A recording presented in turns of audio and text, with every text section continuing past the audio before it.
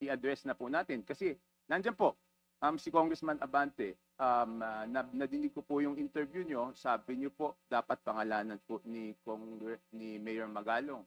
So ayaw nyo bang mag-present ng motion na imbitahan na siya kaagad para pangalanan na rin po niya? At sinabi naman po niya na willing naman po siyang imbitahan. I make the motion now.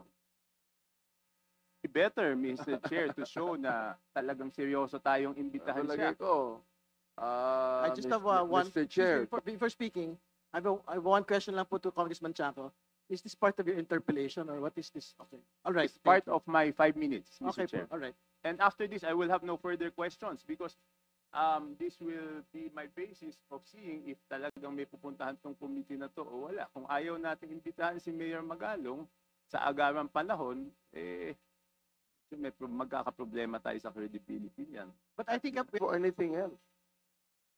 Bakit natin ginugulo itong hearing na ito samantalang marami naman naghihintay dyan ng mga contractors na very much willing to be interpolated? right. Thank you for your response, Congressman Chanco, please. No further questions. Thank you, Congressman Chanco. Next interpellate is Chairman Joel Chua. Thank you, Mr. Chair. My question will be, I would like to address